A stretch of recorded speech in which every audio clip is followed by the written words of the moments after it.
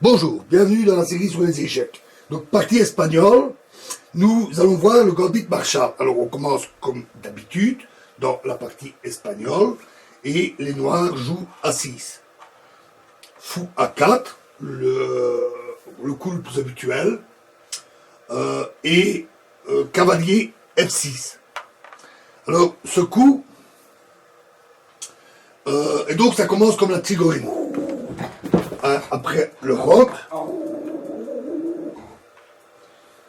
fou E7, tour E1,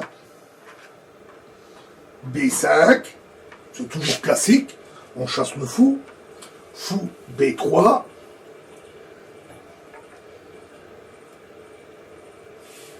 et A5. Et donc ça c'est au lieu de l'habituel D6, on joue plutôt ici A5, qui est typique du gambit Marshall. Nous allons voir pourquoi ça perd un pion et quel est l'avantage. Alors ici, le bon coup c'est cheval C3,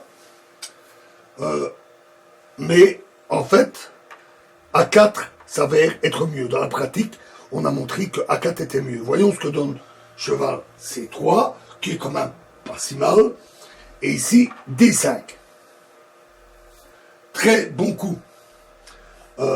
Il va sacrifier ainsi le pion E5, comme nous allons le voir.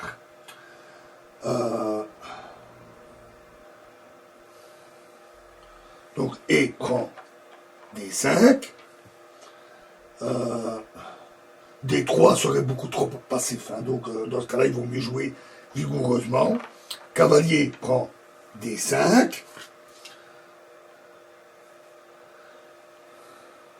Cavalier prend E5.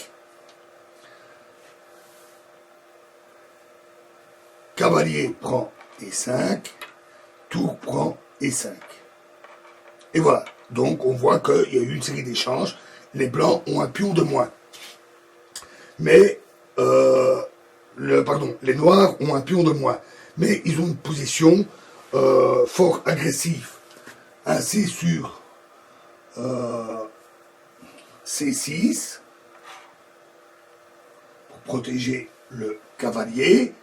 On peut aussi jouer cavalier F6 ou fou B7. Ça se joue aussi. D4.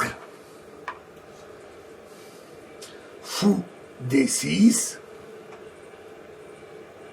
Fou D7, pardon. Excusez-moi. Fou D6 pour chasser cette tour qui revient à sa base. Tour 1. Dame H4. Continue son jeu agressif. G3 pour chasser cette dame. Et dame H3. On peut considérer que les blancs ont su réagir correctement. La position est plutôt égale.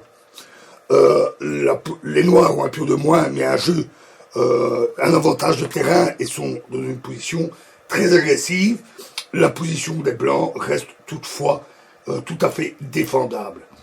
Donc ça reste une ouverture difficile qu'on peut déconseiller à un débutant qui aurait intérêt à vraiment bien maîtriser la théorie et à bien s'entraîner. Voilà, alors dans la prochaine vidéo, nous verrons un exemple de partie assez courte qui illustre l'espagnol. Je vous remercie.